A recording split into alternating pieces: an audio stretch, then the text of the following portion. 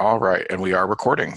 Good morning again, everybody. This is Timothy with the New York State Network for Youth Success. Welcome to the second webinar in our 2019 Site Leader Institute series.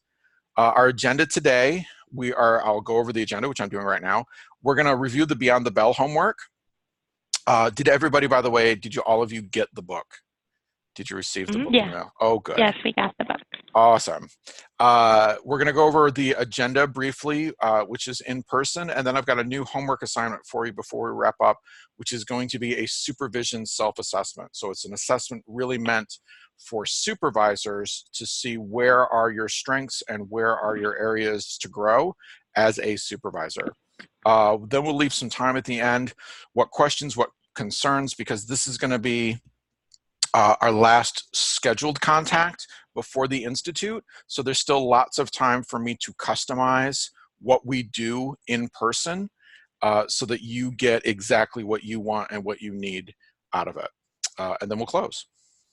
Great. All right. So this time, I just wanted to, I like to do this even though you all three work in the same organization. I'd really like to hear from you, what is it that you love about your job? And what is it about your job that you wish was somebody else's job? That you're like, I'd like to give that away if I could. So if we could just go around, what do you love about your job and what do you wish you could give to somebody else? Anybody can start. I'll start. So Sabrina from Hatch, grades 2 through 5, HB and ASP. So what I love about my job, I love the kids. The kids are 100% what keep me coming every single day to this job. They're just so happy, and the clubs they get to go to and the joy they get out of it and the projects they come and show me at the end of the day, and I come home with bracelets and all kinds of good things. So I love the kids. I hope that's a good answer. That's awesome. And then what I wish that was somebody else's job. So I personally do not like assigning clubs. That is just, it's just such a tedious process. It has to be perfect.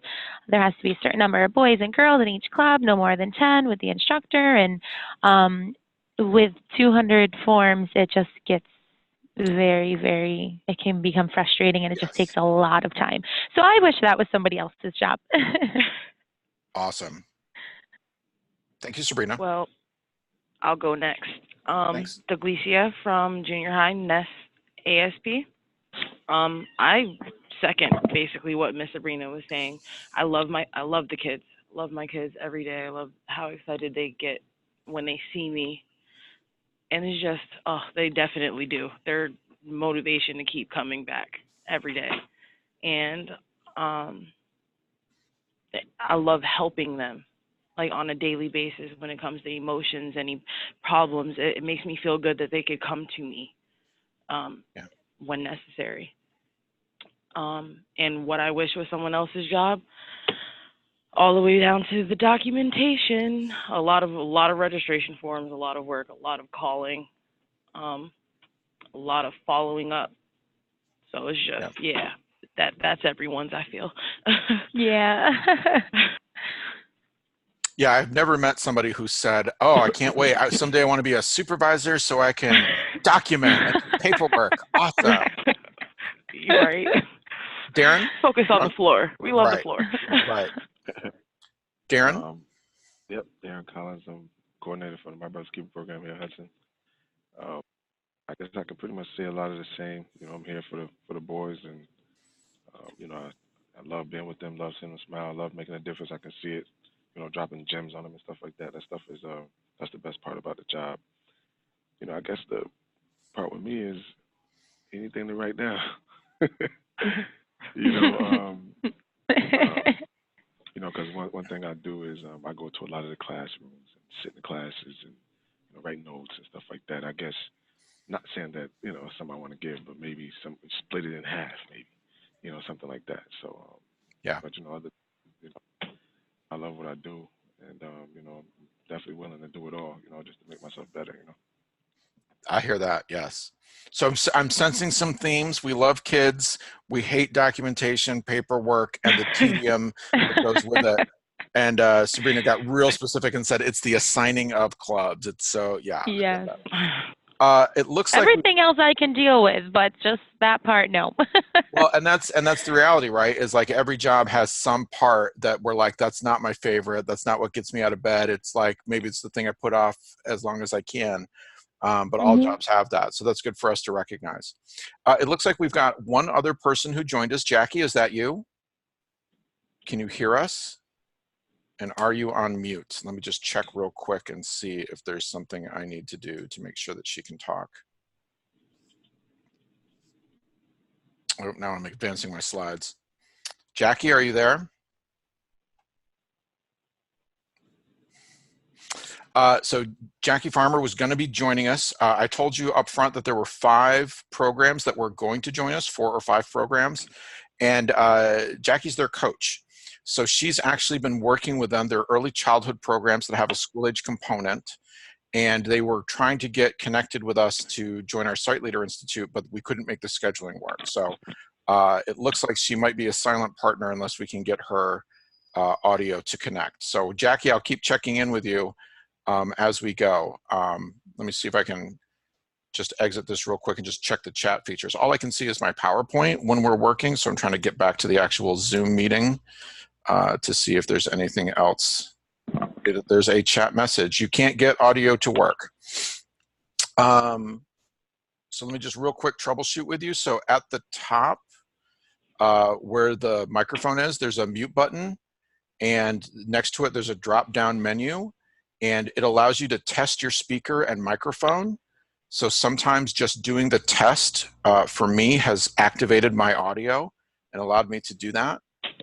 It also lets you check your settings so you can make sure things are not muted.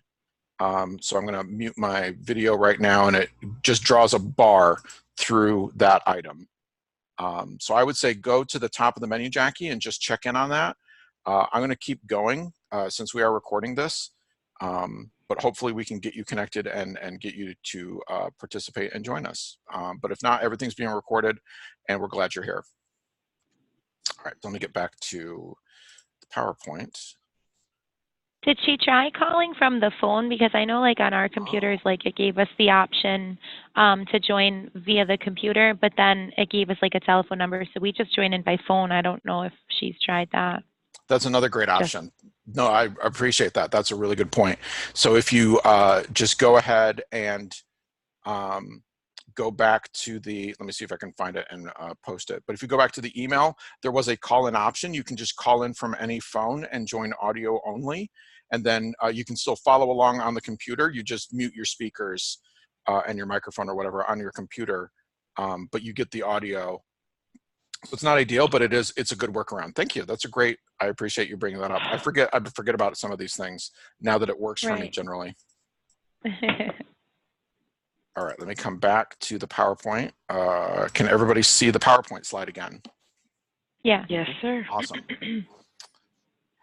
So I gave you an assignment, which and thank you for not complaining. Sometimes people are like, well, homework? We're grown-ups. Why are you giving us homework? This is awful. But we really love this resource. So Beyond the Bell, in our opinion, has a lot of really great pieces to it. So I just want to ask what people's opinion of Beyond the Bell. What did you think after doing the homework assignment? All right, well, it's Darren. I'll speak. So to tell you the truth, I didn't read the whole thing. Dun, dun, dun. I did. And I'm just, Me neither, Mr. Darren. It's okay. Okay. But I did go through the policies, procedures, recruitment ratio. I did go through that, and I guess from what I read, it almost seemed like this is almost like a program that's about to get started. That's coming from the ground up.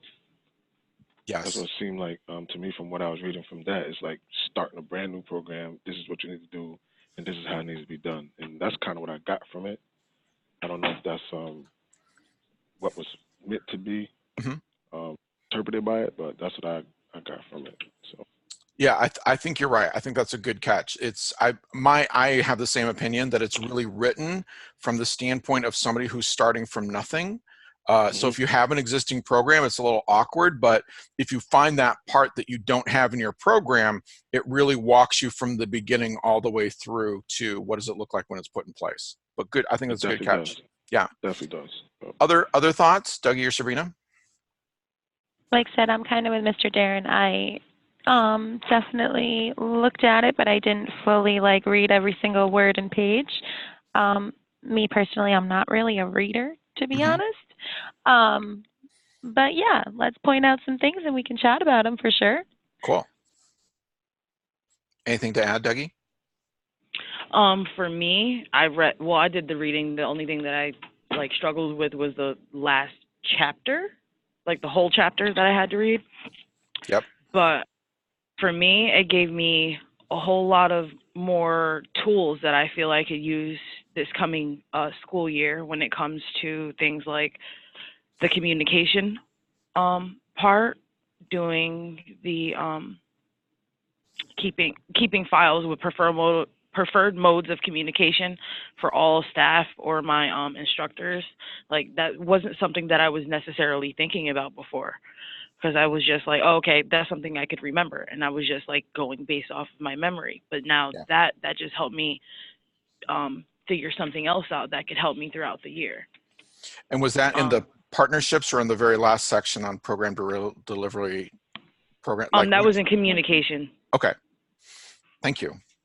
Yeah, and then as well with the communication, like creating things like a bulletin board and stuff like that, because we have like a whiteboard that we write stuff on, but that's nothing like putting a lot of different things that are coming up on it, just, you know, so that parents could see what's coming up and can get their kids more interested in it on top of what my staff can, you know, already do.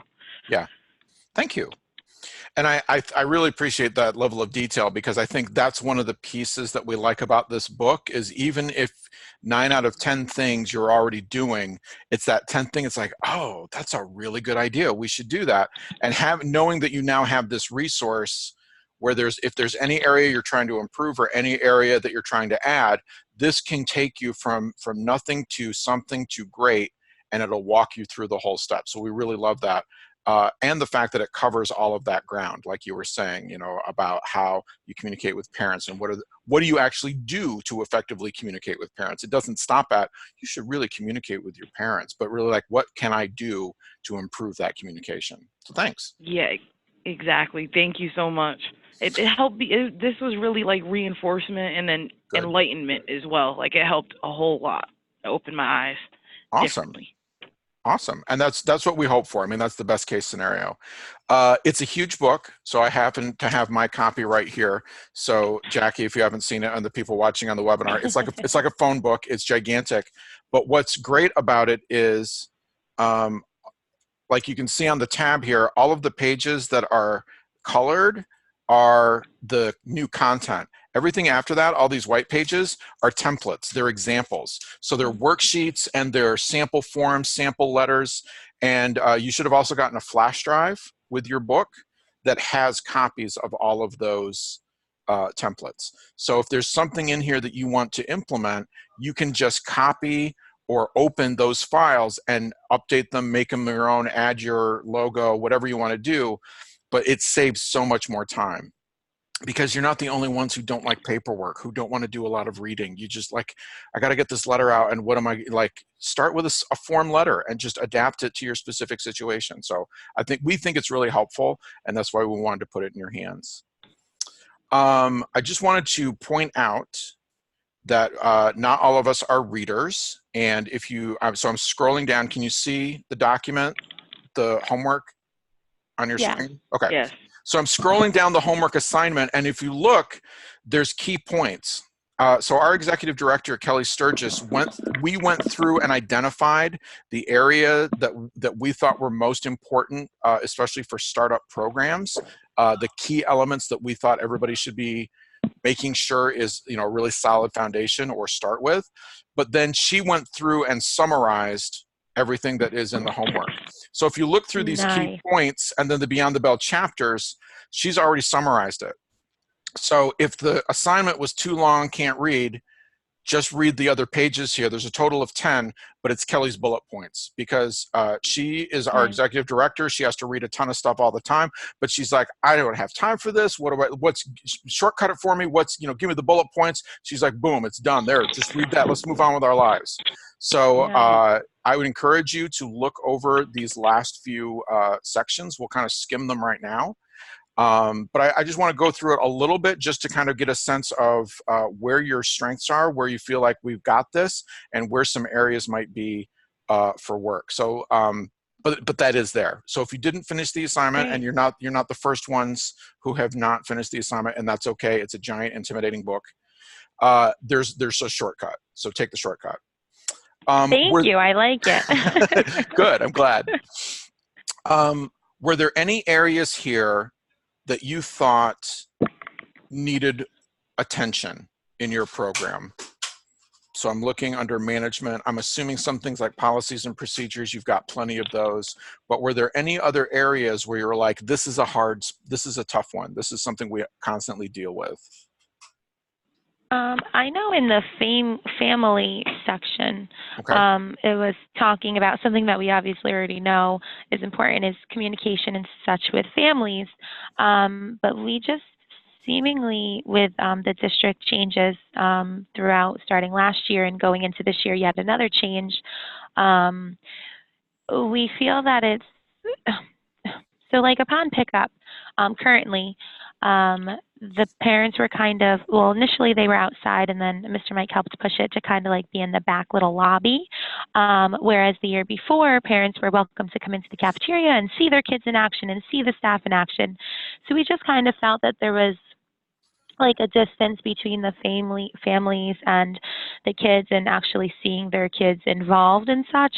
And then going forward this year, we're actually moving pickup for the elementary school down to the front of the school, which all of our programs and such are in the back. So although we try our best to, give positive feedback to the parents and not just negative feedback, such as, oh, your kid got in trouble because this happened today, we have just kind of been struggling with really keeping families happy and engaged. And, this is what's happening today, because when you have 120 pickups daily, it's almost impossible for every parent to have either a positive or negative comment come from a staff.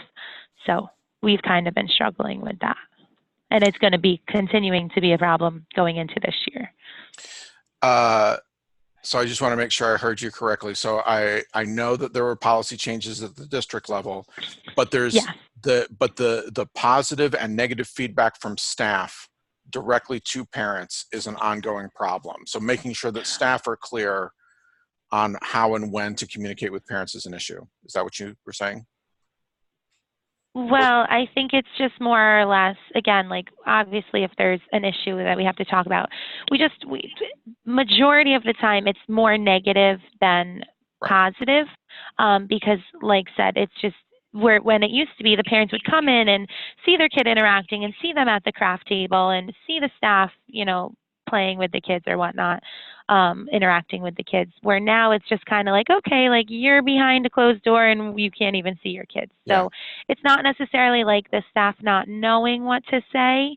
It's more or less like we don't really get the opportunity for parents to like see us in action with their kids, and or it's more tough to, again, we can't go to all 120 parents every single day and say, oh, Johnny had a wonderful time in arts and crafts today and he did this. So it's not necessarily like relaying the information. It's just the opportunity is not there as much as it used to be. And so that's going to be a major hurdle. Thank you for clarifying that. So I'd like to take a couple of minutes and just explore this, because one of the things that I hope we'll be able to do through this process is take actual problems and concerns and help you find solutions to them, because you don't just need a solution, you then have to sell that solution to your boss and also to the people that you're supervising. So you have all these other people that you need to get on board, and if you can't create a solution, then you have to find a way to get everybody to come up with a solution together that they can all live with. So So obviously you're going to have to make some changes if you want to make sure that communication is effective, because now you have a major barrier. And Right. so for those that are listening who are not familiar with Hudson Blue Hawk Nation, what's the district policy? What's changed? Just so that everybody that's listening can know. So the district policy that has changed is basically they are trying to limit non-students and workers in the district in the school purely for safety concerns, which we 100% want all of our staff and all of our kids safe. So like I said before, where the parents used to be able to come in right into the cafeteria where all the programming is going on. Last year it was pushed to, again, initially they wanted the parents like outside of the building, and we were going through like a window the first couple months of program, and then it got pushed into like the back lobby. But again, I mean, parents are always welcome in, but it's just kind of like, hey, like it's, they're not just gonna, they can't just come into the program like they used to. It's kind of like they're at the table, like we call for their kid comes, and that's it. But again, it's purely, the district policy is just purely for safety, just not wanting outside non-students or staff in the building. Yeah, and that it's I've heard other programs have similar challenges, because Right. one of the standards of quality is that a parent can come in at any time and be a part of Right. your program. They can sit and they can observe, they can Yep. volunteer, and so now that's gone, that's off the table. What Right. have you all talked about, and I'm not just talking to you, Sabrina, but to all three of you, what have you talked about in terms of how are you hoping to make some adjustments? What are some things that you've discussed?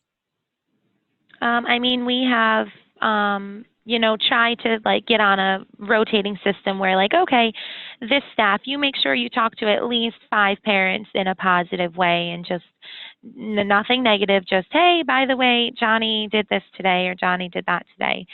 So we tried getting on, again, a rotating scale where we're giving more positive feedback to the parents versus just solely negative.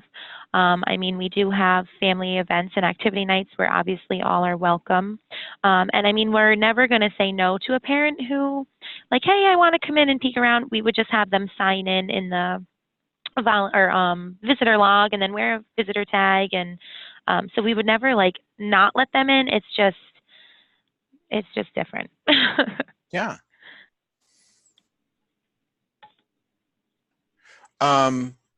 So let me just share a couple of things that I've seen other programs do. They did not have the same restrictions, but one of the challenges is, how do you let parents know the good work that you're doing, and how do you let them know about how their child is doing?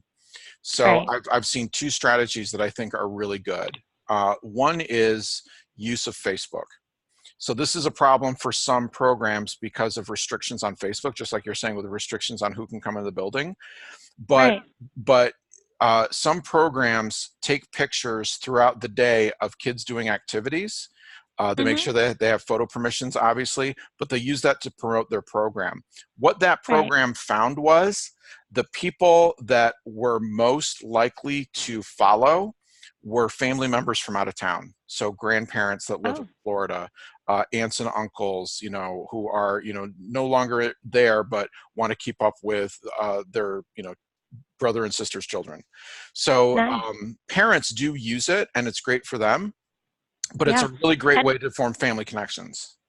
We actually do have a Facebook page, and we have a communication specialist to all 3 sites, myself, Darren, and Miss Dougie. Well, actually, I don't know if Mr. Yeah, I've seen MBK stuff on there, and the K1 program. We weekly send photos throughout the week of all the activities and such. Of course, we have like no photo lists and stuff where parents who have not given permission for Facebook and whatnot. But yeah, so we actually do have a Facebook page, and it's very updated. We send pictures weekly. So I guess we're a step farther ahead than maybe we thought. Well, but now's the time to emphasize that, right? Like, hey, you know, we have this policy. We're doing our best to meet it. Oh, good. You can follow us on Facebook. We want you to be a part of our program. We want you to see what we're doing. The other thing that I've seen programs do is get a digital frame. So it's one of these little, you know, 5x8 or not 5x, but just like a 4x6 or whatever it is. Like it looks like a photo size frame, but it's digital. So you plug in a flash drive and it cycles through all the photos on the drive like a slideshow. And they had that at their checkout area. That's a So great idea. so that's a way, and then it becomes a conversation piece, especially if you're waiting for another parent to sign in, or you're waiting for your child to come up. It's something where they can see all the value of your program, and it also Right. naturally starts conversations. So I if really like that idea. yeah, so I really don't like encouraging people to buy stuff. I like free, I like low cost, Right. but digital frames aren't that expensive, and the value you can get Right. from that is huge. Um, Right. so as Or long as even you, like a small TV and you could just plug yes. it in. Yeah. Oh, So yeah, nice. you could, yeah, if you've got existing, like a laptop, you just plug it in and have a little screen. That's a great idea. So scavenge and see what materials you already have. And Right. maybe somebody has one that they got for Christmas that they've never opened or they don't know how to use. So, Right. but that's another way to sort of give parents a window into what you're doing. I Um, like that a lot. That's a good idea. um, Dougie or Darren, have you thought about this issue? Do you have concerns around how the communication with parents is going to change, or any other ideas or solutions? Well, for my site this year, as Miss Sabrina already said, that the way the school policy is getting set up is going to be different for my site, because usually what's old to Miss Sabrina is what always happened here. Like all of our students' parents could come in and they see their child, whether they're in the gym playing basketball or playing soccer or any type of sport. They could just come in the cafeteria and see their kids and, just communicate with the staff, whether it's positive or negative. Whereas this school year is going to be a challenge for us because now we have a different parent pickup set up, and the parents aren't going to be able to come into the building to see what their kids are doing.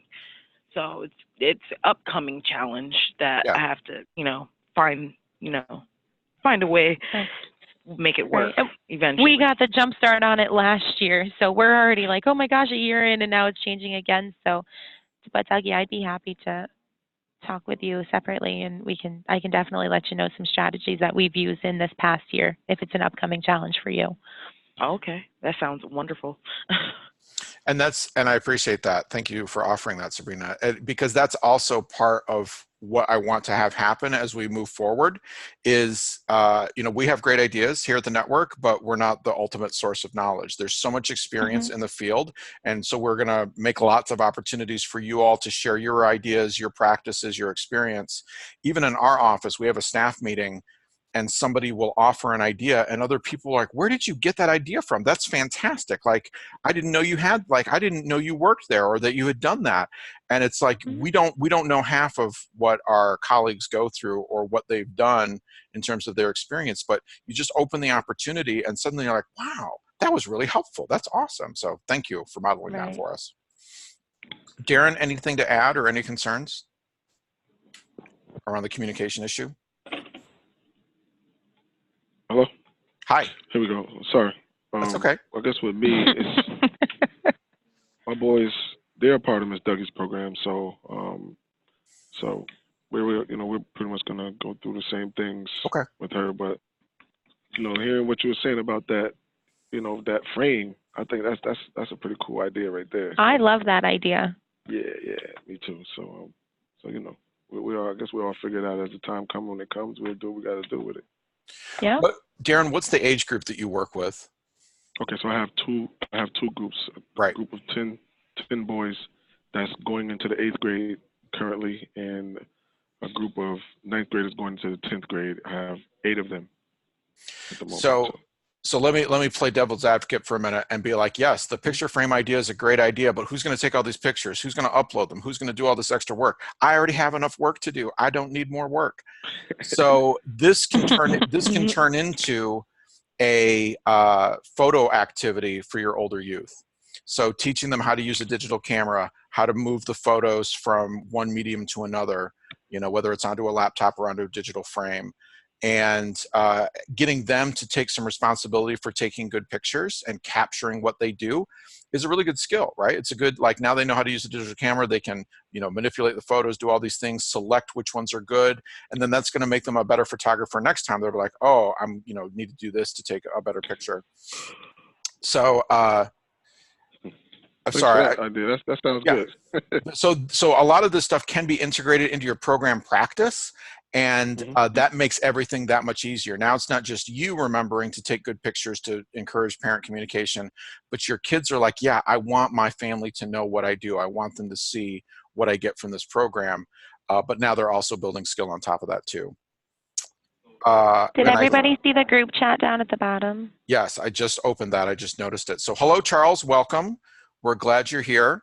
I see that you cannot contribute via audio, but I'm going to keep that box open so that I can make sure I'm following. So if you all have the chat open, that would be great. Just let me know if I miss anything, because I have a lot of windows open right now, and I'm trying to, keep the party moving along.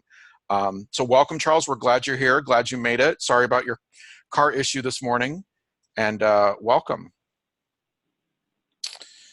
So that was all about communication. So thank you for that.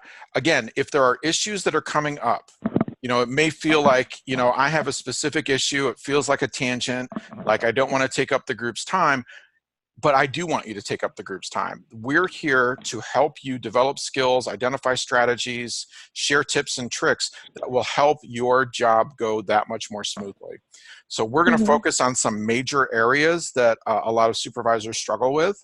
So documentation and writing certainly being one of those things, but I want you to walk away from every session feeling like I've got new ideas and new energy and a new lease on life to really address these problems. That's going to be a critical part of this. And from that, we will illustrate some of these larger issues around supervision. So that's my role, is to make sure that we connect it to the bigger picture. Great. Was there anything else from the reading or from the headlines in the reading that stood out to you, either as ongoing challenges or as things to tackle?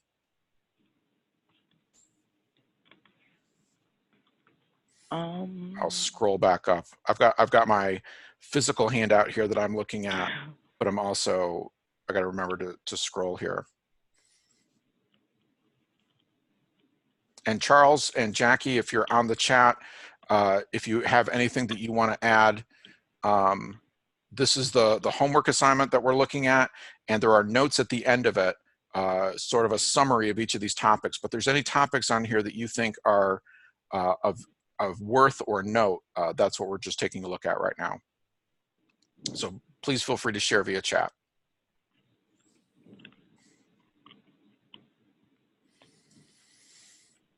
Well, I have one. While you're thinking, I will ask you again. So keep thinking about other topics that you'd like to explore a little bit this morning. What do you think about this idea of youth development, or the youth development approach? Is that a phrase that you've used in your work? You work with young people. Okay, go ahead. What were we going to say? Oh, I was going to say, I hear every now and then, but like we use different, like we just say things like collaborative, like the words that are in the book, universal, clubs, collaborative, like, well, not clubs, development. Okay. And this was one of the things that I actually was interested in talking about too. Okay.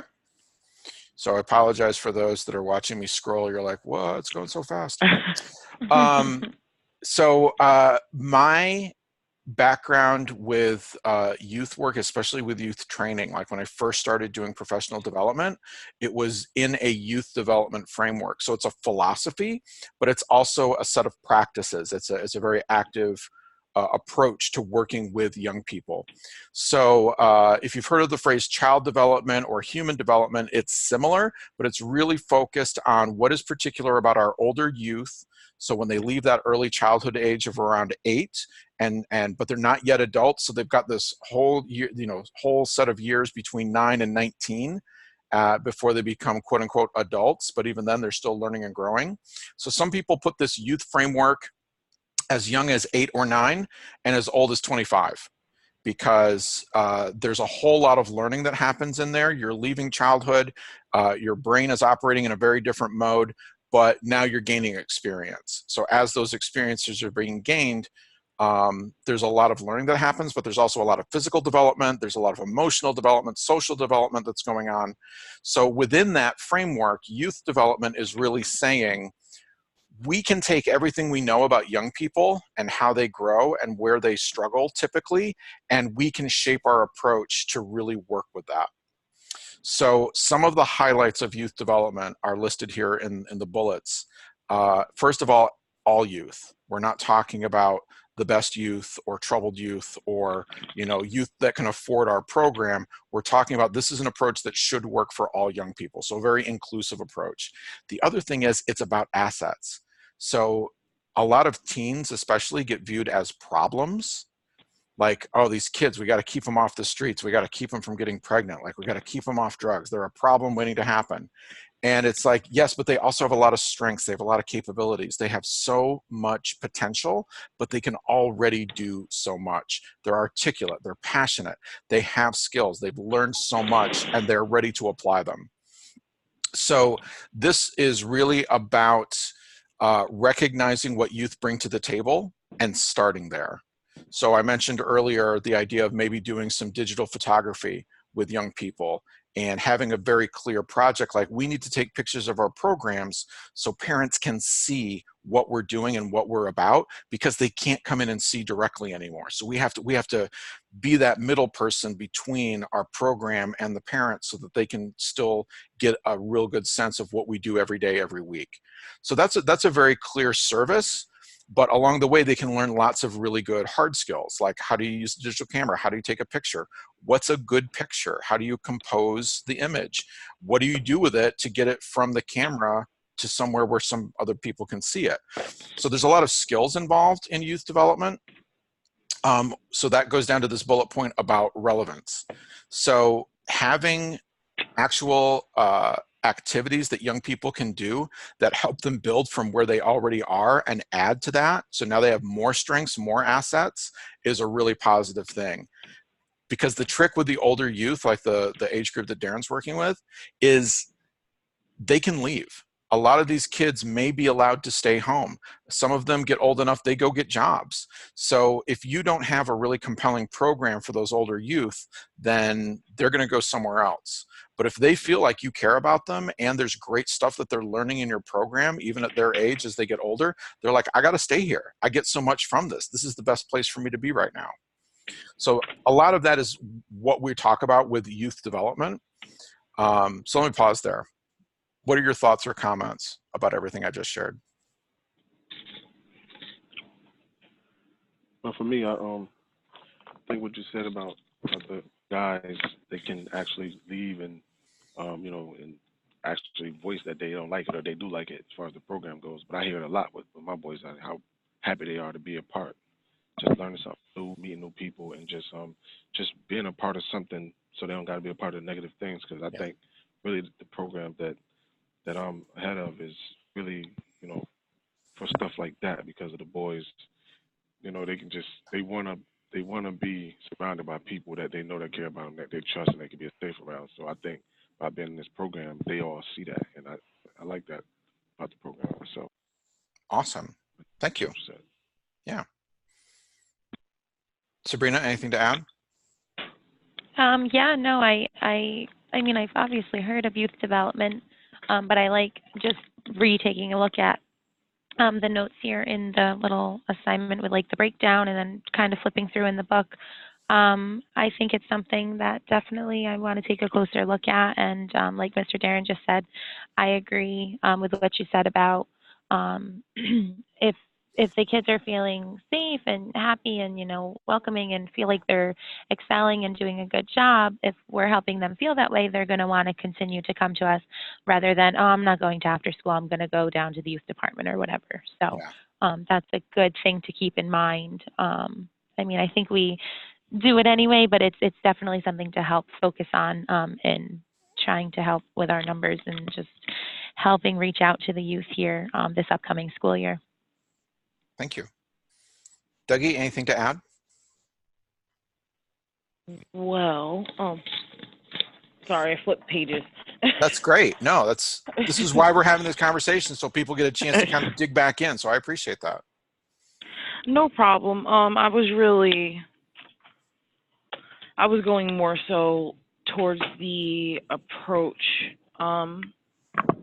making everything more positive, as where like my site last year was like challenging to get different people from different cultures and just everyone as a whole to be on the same page, and for lack of better words. I can't really talk this morning, but That's okay. but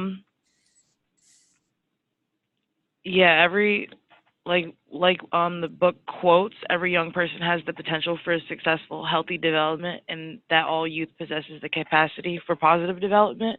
That's something that I feel I could definitely strengthen more so Yeah. now that I have better tools. Yeah. Thank you. I appreciate that, because Sure. we may believe these things and we may act out of that belief, but sometimes it's helpful to have someone else sort of write it out and be like, yes, that's what I've been saying. I just never said it like that. Right. But now Exactly. you've got that tool to turn around and say, this is what we're doing here. This is why we exist. This is what this is about. So awesome. I do want to point out that Charles has been chatting and has some comments on this. So thank you, Charles, for participating via chat.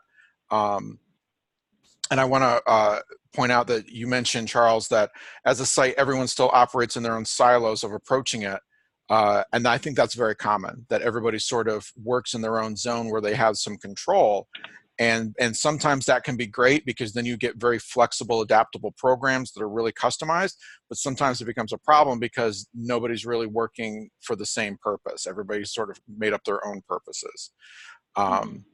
And so Charles, please keep adding your thoughts to the chat. I will save all of these afterwards. So thank you. But yeah, using the model is something that more and more people are getting on board with. It's been around for a little while now. I want to say 18 to 20 years since the original research came out, really trying to capture this. But it takes a long time for people to sort of buy into new ideas. They need to really see evidence that it works.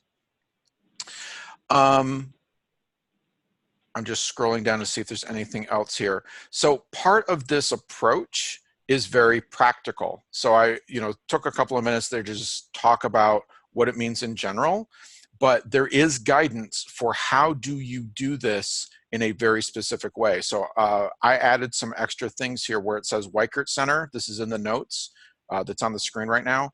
Weichert Center for Youth Program Quality Approach takes this idea of youth development and says, well, what does this look like? What would I see in a high quality program? So when there are issues, in terms of whether it's communicating it to staff, like you were talking about, Dougie, or just having some clarity around why are we doing what we do, then there is guidance for that. So part of what I hope you're getting from this exploration of Beyond the Bell is that there are things that you don't have to recreate. You don't have to figure it out. We can find other people's solutions, other people's write-ups. There are tools out there for you to apply, because this should be the easy part. This, understanding why we do what we do, what the benefits, how to do it is in some ways easy. The hard part as a supervisor is getting other people to buy into your vision. And then making that vision a daily thing. How do I get everybody consistent? How do I get them to buy in? How do we deal with a tough day and not, throw everything out the window? So in some cases, I think this should be easy, but this is often very hard, because sometimes you have people who say, you don't know our kids are tough. We have to be tough with our kids. And it's like, well, they're kids, they're people, and they need warmth and support as well. Like, just because they come from a tough background doesn't mean you need to be tough on them. You need to be consistent, you need to be clear, but that's not the same thing. So really, how you bring that to people is part of the challenge that we're gonna have to deal with. I agree. Awesome. A couple of you have mentioned the partnerships and collaboration, which I think is a really tough thing. So let me just ask this real quick. So when you talk about partnerships, when you talk about collaboration, who do you think of?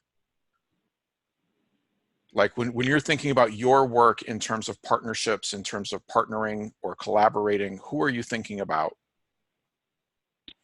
So or was that question directed towards Charles who had the question, or All of anybody? you. All of you. This is a general Oh, question. okay. Okay. When personally for us at HBN, when I think of partnerships and collaboration, I think of all of our outside agencies that we have. I mean, we deal with Same. historical societies, the youth department, Kite's Nest. I mean, we just deal with lists upon lists of people. We go to the library. We do offsite clubs, Fireman's Home, Fireman's Museum.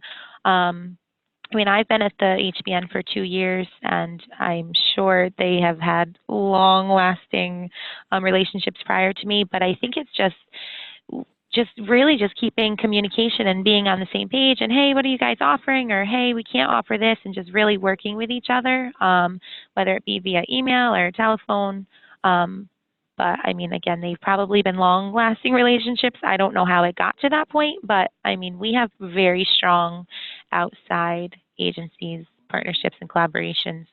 I know Miss Kathy and like Mr. Mike are part of, I don't even know the names of them, but different groups that where they meet, each host meetings, I believe they're Yes. called, Yes. where they like go, and then like once a year it'll be like at our site where all the hosts come and come take a look, and then they'll go to their site. So yeah, I mean, maybe we're just lucky in having really great outside agencies and partners in collaboration, but I don't know.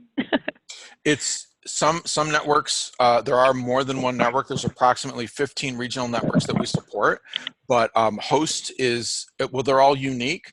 Host, I think, is special because Hudson is a big enough city to actually have a large number of potential partners. Right. And Absolutely. but they're also collaborative enough that those partners actually really care about each other. So I've been to Host meetings, and they really look for ways to work together and support each other's work, because they don't see themselves as competitors. They see themselves all as serving the youth and families of the community, and they say, how can we work together for all of their Absolutely. benefit, which is a great approach. Absolutely. So you were thinking about outside partnerships, all of these other organizations that influence what you do. Is Right. HBN, do you consider yourself part of the school district, or do you also need to partner with the school district and the school day staff? I mean, as much as we are our own grant-funded program, I believe equally as much we are a part of the school district, because I mean, we literally just, the bell will ring and it's a very clear, easy rollover. I mean, maybe it is just due to the strong partnerships we do have with the school district. I mean, we are always in their plans and they are always in ours. So I guess when you kind of like put it that way, technically, although we are our own, we are really, really, really good partners with them. It's interesting because you're a district program. In a lot of ways, you are owned by the district, but you're also very separate. And so Right. sometimes it's a tight integration and you're just part and part, and other times it feels like you're a whole separate agency. So that's why I asked. So Right. thanks. Yeah. Other takes. Do you all agree with that approach to partnerships, or did you have a different interpretation of partnerships and collaboration? These are very vague terms, and that's why I'm asking like how people approach them. I see Charles has written that major companies or businesses that can offer extended services are critical partners. And so generating those external funds really help your organization. So those are very, very critical partners. Grant givers and funders, corporations that dedicate services, they also dedicate dollars and volunteers. So that's Absolutely. another way to think of partnership, that there's a very clear exchange of funds, resources, services. So thank you for that. Right. Do you all think about partnership in terms of partnering with young people or partnering with families? Or do you think of that differently? I personally think of it differently. Like I said, when I think of partners, I think of, again, all of our outside agencies and such. But I mean, to an extent, like I said, now that you're bringing it up, we should feel, you know, that like we're partnering with families and the youth. I mean, really, ultimately, that's what it's all about. But no, I wouldn't necessarily have thought of it that way until you just said it. Yeah. And that's why I ask. Some people use it in a very broad sense. Anybody who's not in our organization is a partner, and that includes families. Others, I think, I thought your definition, Sabrina, of the outside partners who are also serving youth, who share resources, who share curriculum activities. Like you mentioned, the library. Libraries are a great partner because they can serve the entire family in the evenings and on the weekends and really add and enhance. Absolutely. And they're completely voluntary, right? They have all these great services, but hey, come if Yes. you can. It's free, but you don't have to. You don't need Absolutely. to sign up for a membership and pay a fee. Just get a library card, and so that can really enhance what you're doing. Right. But yeah, extending who you think of as a partner can be helpful, because if you think of your families in the same way as these other businesses, then it's like, I need you. I need what you bring to the table. I need you to understand what we're doing, but I also want to know what you're bringing to the table. And so for some people that can intensify or improve the partnerships, but if it's not helpful, if you're like, whoa, you just took family partnerships to a whole new level, like I can't handle that, then don't. Just, you go with your definition, what works. But I want to make sure that we're clear on some of these terms. I go to a lot of meetings where people start using acronyms, or they start throwing these terms around. And I'm like, I don't know what you're talking about. Like, I believe all those words are positive words, but what do you really mean when you say partnership and collaboration? Because some people mean, I need you to sign this agreement, and now, yes, you're going to deliver that many hours of services because you're my partner. And if you don't sign off on that, then you're not my partner. I can't see you. I can't talk to you. Right. I just want to point out one particular thing that I think is a big problem for a lot of programs, and so I'm not sure if it's true for you all, but aligning the curriculum, making sure that what you do connects to the school day without feeling like more school, but helps and enhances what they're doing during the academic day. How do you all negotiate that? What kind of communication do you have with the school about what they're doing in their grades? Well, for me, like I said earlier, I go to their classrooms. I go to their classrooms. I meet with the associate principal, the principal, all their teachers. 2 to 3 times a week. So I know what they're doing, and what they need to work on, and different things like that throughout their school day. And if they need help after school, we allow them to go and do that stuff, because we know that's the most important thing. So I mean, I keep communication throughout with the school. So, and the school is really good at giving me information. Never had an issue with that. So, I'm happy about that. So. That's excellent. That's brilliant. Thank you. Other thoughts on how you align with the school? Again, similar but differently to what Mr. Darren said. So thinking, we employ CITs as well as high school staff. So we, like Mr. Darren said, we are checking in with their teachers. We get the list. We get who's on the call down list.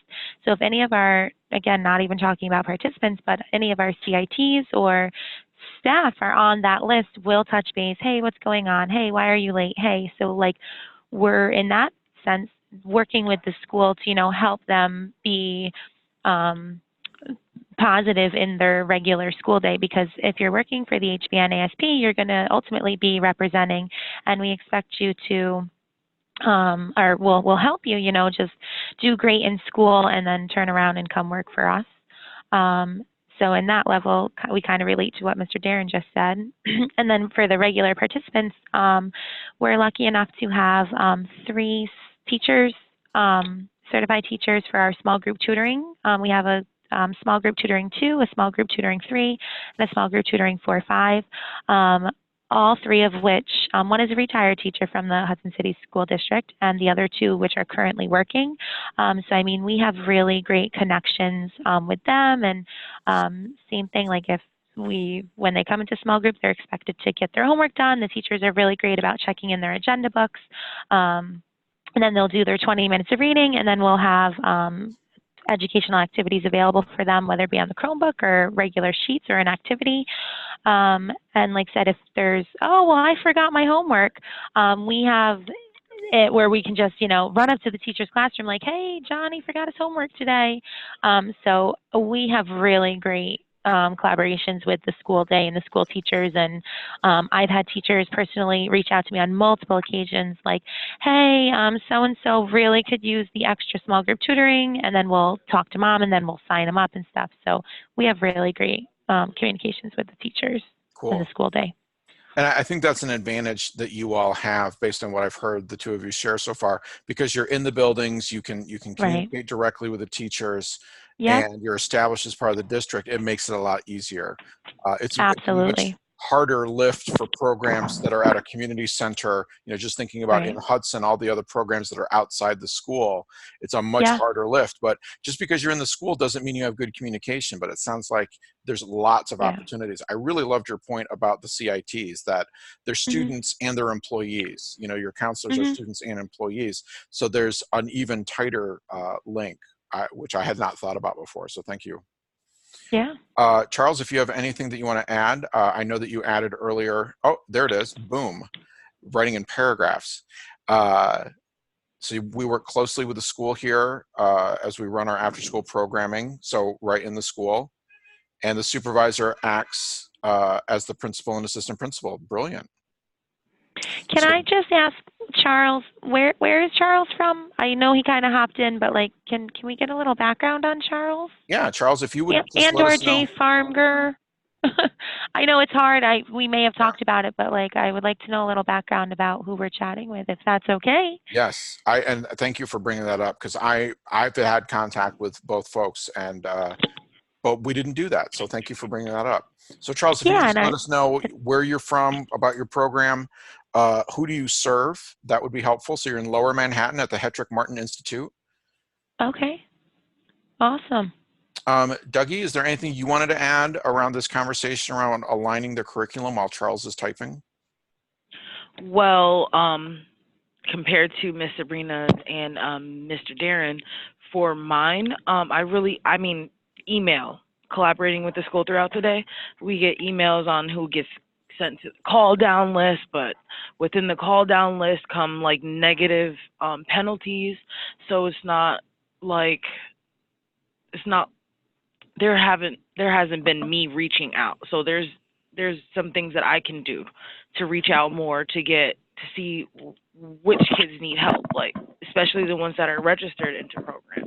Because last year that was something that I didn't do. So certain parents, they were just like, oh, after school program, oh, small group tutoring, oh, I can send you here because you need this help, rather than me calling like each parent and just looking into it, or not even just the parent, like going and talking to the teachers as well. That's something that I lacked in last year, and then this year is just like, this helped me more. So it's better tool, like I said, better tools for me this year that could help get and attract a lot more students as well, because there was a lot of students that were struggling throughout the school year, because it's a tough grade range, 6th to 8th grade. You don't know where you fit in, and you don't know, do I focus on my work, or do I try to make friends? And a lot of them get confused with that, and they're just not too focused, and their parents are more worried about it, and they can't talk about it or choose not to. Yeah, So I agree. It's a reaching tough out, it thing to would do. be a lot better. Yeah. And I just want a couple of things. You said so much in that short time. The email, being on those email lists and getting that regular communication is so huge, that so many programs have to run around to get that information and find out. Mhm. But just being included in that chain, I think really says a lot about the strength of your partnership, that they include you and communicate with you about all that's going on. But there's also so much room to grow. So I hope that this tool has, like, it sounds like you've really done some assessment there and said, oh, this is something I could use to enhance my practice. And one of the things that we're going to do through this institute is help you clarify, yes, there's all these things I could do.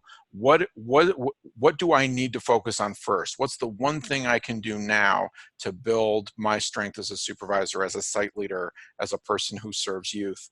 And then we'll keep working on those and knocking them off as we go. Because I personally, I sometimes get overwhelmed by all this information. I'm like, I have so much to learn. There's so much that I can do better. Oh, wow. Like, I don't even know where to start. But I'm hoping, it sounds like the way you're talking about it, Dougie, you've really identified some key practices and you're like, I can do that. That would really make an impact. I'm going to start doing that more, which I think is super positive. So thank you. Yeah. No, thank you. Seriously. As soon as that just popped in my head, I wrote it down. Like everything that we're talking about, certain things I'm writing down because I see that they're just opening my eyes a whole lot more. It's making me look forward to a better year. Yay, that's awesome. So just want to point out that Charles in the chat has given us an update and given us a little bit about him. Thank you, Charles, for doing that. So you're a program manager. You serve lesbian, gay, bisexual, queer, questioning, transgender youth. I'm not familiar with the I and the A at the end of that acronym, so I would love to hear more about that. You do a program called Saturday Night Lights, and you recruit youth into athletics and competitive platforms. And you are not expected to foster a relationship with NYPD and community affairs officers. So interesting, very interesting program. I have found that a lot of programs that serve lesbian, gay, bisexual, queer, questioning, and transgender transitioning youth really provide a massive support to young people that they do not get elsewhere. There's so many ways in which young people in any of those categories are told you don't belong, in some cases kicked out by their own families, so they don't even have a home. And having a program where people accept them and care about them and then also help them find their way is brilliant, is amazing, and it's life-saving. And I've heard the same thing about a lot of boys and girls clubs, that for many kids, they say it saved my life, it turned them around. So thank you for doing that work, Charles. We appreciate it. I really look forward to hearing more about your program in person. Very nice. What else from Beyond the Bell do we need to talk about? What other questions, areas that you're like, wow, or areas where you were like, huh? Anything else that we can just dialogue about right now? We have program delivery, evaluation, program improvement. We didn't really touch on any of the management things other than communication. And we don't have to talk about anything. I want to give the opportunity, if there's anything else that you're like, hey, let me just talk about this a little bit.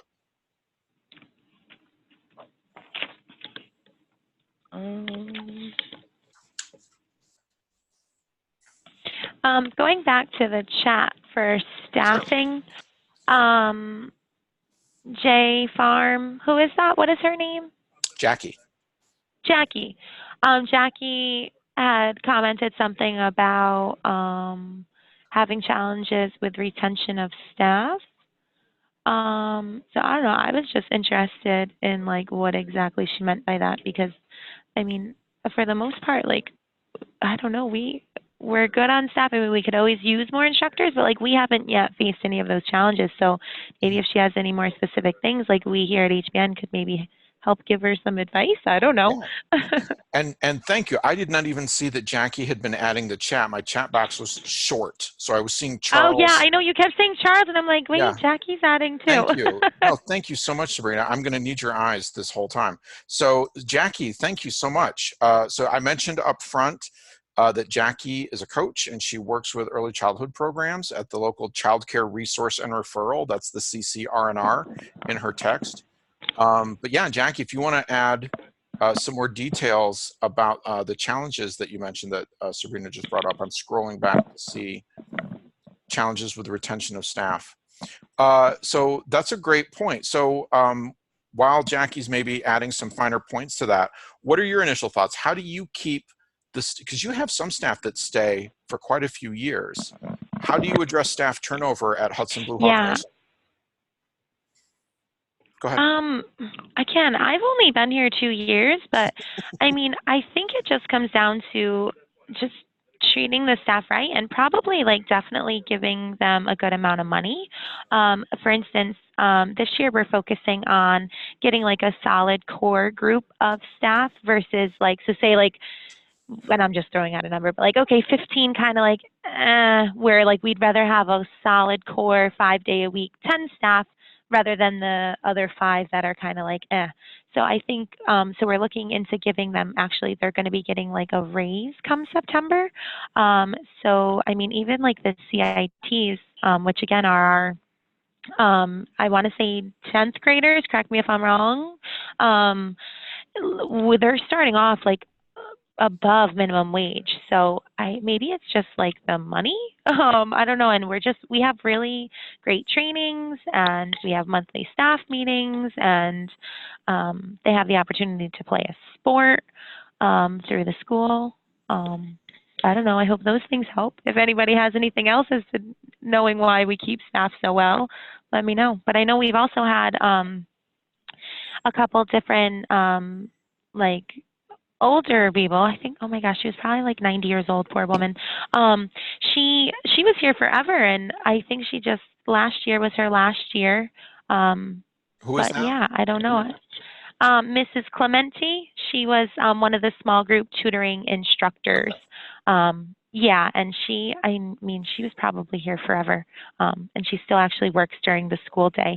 So again, I guess we're lucky enough to be right in the school, and the staff right from the school day just continue right over on into the after school. So I think it's just, again, just being a part of the district probably helps as well, between getting kids from the high school, recruiting them that way, and or just staff and aides who, hey, you need a few extra dollars, stay a couple extra hours and do a club for us.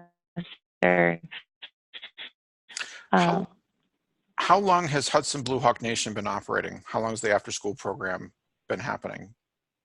oh my gosh, that's a good question. A long time. I think it's like 96, 97 or something like that, maybe. Okay. 20, 25, 26 years. Because I know that they've gotten 21st century funding. I know that they're a community school. Lots of different ways that they've entered the program and keep it going. So, but I think that's also helpful. The longer a program exists, the easier it is to get staff that stay with the program. Sometimes it takes time to build a reputation as a really good place to work and a really good place that serves kids, that really does great work. Once you've got that reputation, it's easier to get people in and keep them. I see that Jackie's added some details. So some of the programs she works with have difficulty hiring, especially professional staff, and then paying them what they deserve. So I just want to say, double check to what you said, Sabrina, about increasing the rate of pay for those staff that are consistent. Yeah. And because money, we do this work because we love youth and we want them to see, we want to help them succeed, but we need to get paid. And if you can actually pay people closer to what they're worth, that is a huge help, especially since this is part-time. So they probably have other things going on, whether it's a family or school or another job. So a couple of strategies that I have seen other programs do. One is they start young. So boys and girls clubs tend to hire club kids because the kids already know how the program operates and what it's about. It makes it a lot easier to train them. The YMCA has started hiring kids at 16, so the youngest they can hire, but those young people cannot be left alone with children. So they cannot do that work until 18. So essentially they're getting a part-time job from 16 to 18, and those 2 years are on the job training. So in terms of addressing what it means to be a professional, they get those 2 years to really instill in them on a day-to-day basis, this is what this work looks like. And honestly, I have seen some 16 and 17-year-olds and even 18-year-olds who come up through that program who just rock it. They are just amazing and completely professional. And I find out after the fact that they're still in high school. And I said, this was the staff person who addressed that problem with kids right away. They were like paying attention and they stepped right in, and they can't be left alone with kids. I was like, they're awesome. But those site directors know, they're like, I am hiring that person. We're going to get them all the training we can as we can, so that when they turn 18, we can, bump them up a grade and do whatever we do to keep them, because they are great. So that's one strategy I've seen people do. The other thing, and Beyond the Bell, I think, has some great resources on this, on how to work with staff, but it really comes down to orientation. And before the orientation, it comes to a good hiring practice. So if you are finding that you can't keep the staff you hire and you're finding that the staff you hire aren't professional, then you're probably asking the wrong questions at hiring. So check how you're advertising for your jobs. Like, are you asking for the real qualities that you can't train? Are you interviewing to make sure that the person is actually going to be a good fit for your organization? And then are you orienting them and making sure that they are really, that they understand, this is what I need you to be able to do, this is what this looks like, and these are the job expectations. And the orientation should also help them live up to those expectations. So it should be, let me tell you all about us and what we do, but here's how you live that, here's how you work it. And then of course, ongoing training. But I'm a professional development director. I think professional development is awesome. So, you know, don't take my word for that. But it really is about those filters. You're really trying to weed out the people who should not work with kids or are not going to be successful.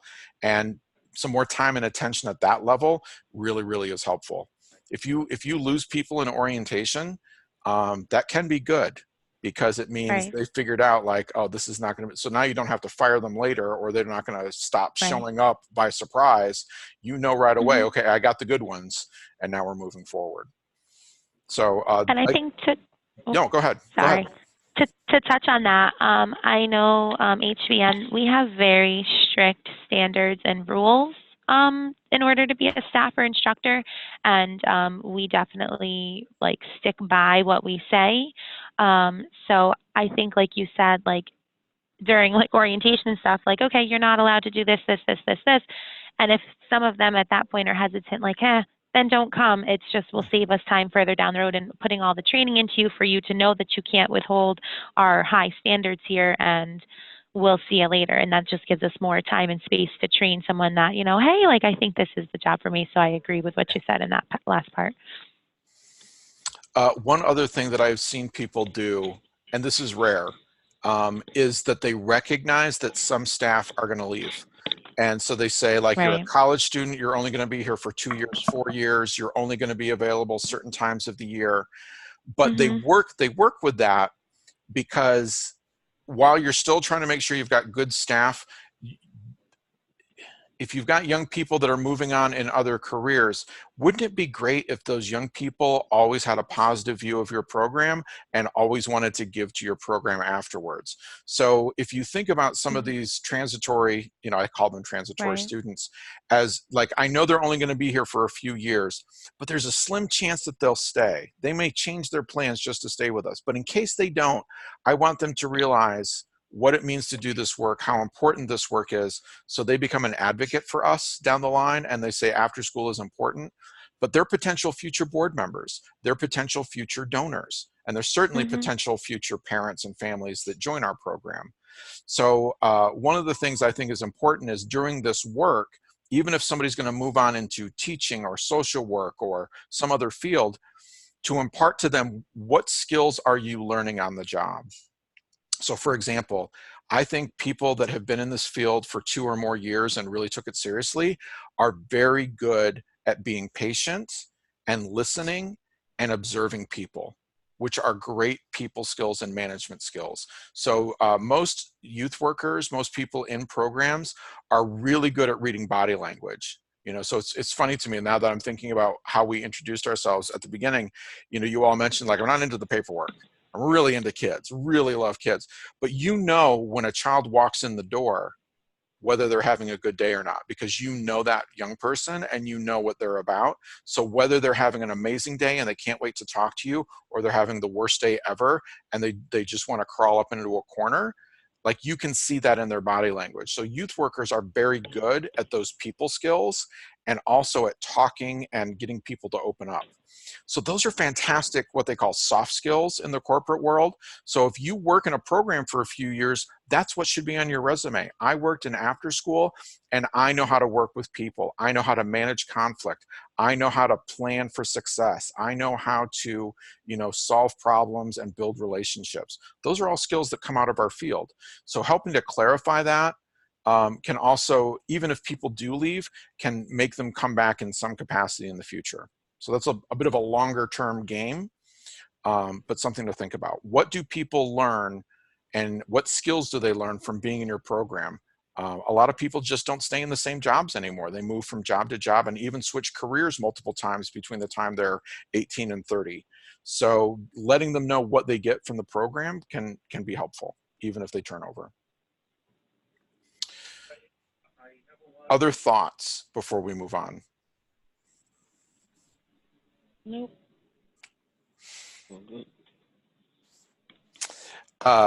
It's okay for you to say, Timothy, let's move on if I start to get on a soapbox like that and fill it up. I do have a bad habit of getting really excited about one particular topic. No, I think it's good because it's all like relatable, to be honest. So whether like I don't think you're on a soapbox. I think it's good. Thank you. I'm trying to share my screen again. So let me see. There we go. I opened the PowerPoint, but I wasn't actually sharing it. So let me just get back to what we're doing here. Okay, so can you see the slide that says Beyond the Bell again? Yep. Yeah. Okay.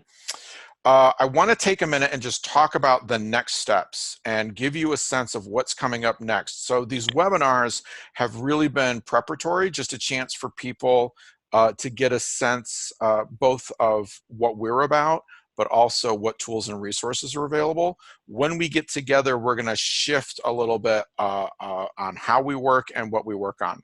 So some quick logistics, first of all, August 19th and 20th, that's a Monday and Tuesday. It will be here in our office in Troy. So all of that information was in the registration. Will be on the second floor, and I will send that out to everyone between now and then, just so you can clarify your travel and everything else. We're going to be going from 9 a.m. to 4 p.m. and we're going to take a break for lunch between 9 and 1. So a nice hour to just sort of relax and rest our brains a little. So 2 3-hour blocks during the day. We are providing lunch, so you don't have to worry about that. My plan at this point is to take us to Brown's Brewing, which is a lovely restaurant right next door on one day, and Dinosaur Barbecue, which is in the same parking lot as we are on another day. But I need to know if there's any dietary restrictions. So I will send you an email later today to all of you and to the other people participating, just asking if you have any dietary restrictions. So you can do fish, but you can't do any other meats. If you won't do beef, if I just want to know what those are so that I can look at some other options. We can have food brought in as well as just walk to someplace close by. So I will remind you of that, but just think about that. Anything that you need, we will take care of, because Troy has lots of great restaurants. A lot of them deliver, and we can have that brought in, or we can go visit them. We're giving ourselves enough time to really rest and relax and socialize. So think about that, and you can let me know via email. This is what I'm proposing that we talk about. And it's draft because I want to give us flexibility to actually cover the topics that we think are critical. So we will do some work around planning for quality, about supervising staff, because I think this is one of the biggest challenges in working with staff, how to give them feedback. So how do we really help manage their jobs, but also help them grow as people? What does that look like, and how do I do it well? I also want to spend some time on time management.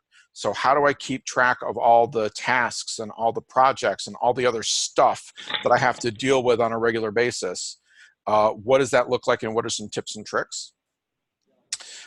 Within that, we may address boundaries and standards. So what's my role in terms of understanding and living within all of these things? I know I have to live up to OCFS standards because I'm a licensed program, but I don't want to read all 62 pages of the standards. So how am I supposed to figure this out?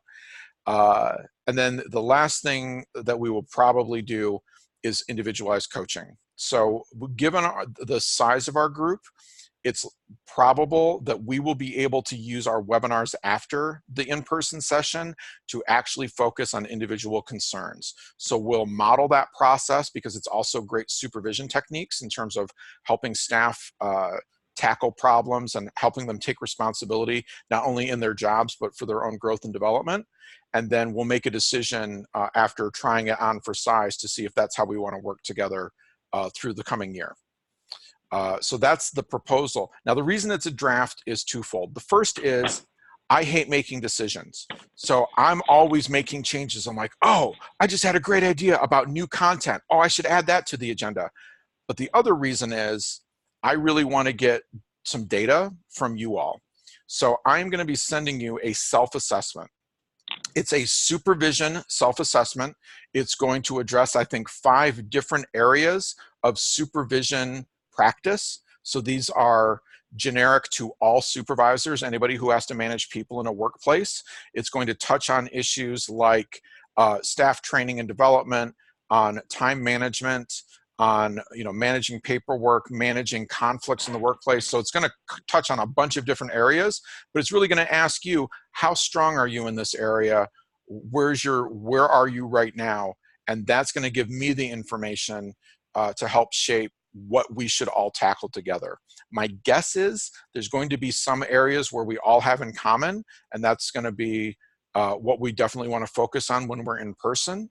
We may have some things that are going to be really valuable for most of us.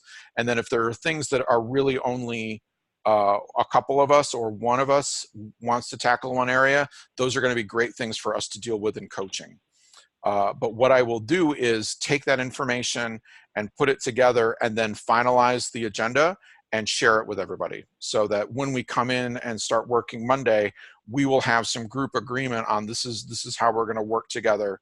And this is what we're going to try to tackle when we're in person. Even if we can't get to everything, we still are going to have some follow-up meetings where we'll be able to tackle those things. There's also going to be time for you to apply some of these practices. So like Dougie was talking about earlier, she's already got some great ideas on some things she wants to do differently. These follow-up meetings after the fact will give us a chance to actually talk about, well, how did that go? You were going to do these different things. What were your struggles? What were your successes? So this self-assessment is really helping us to frame and think about what should we cover as we move forward.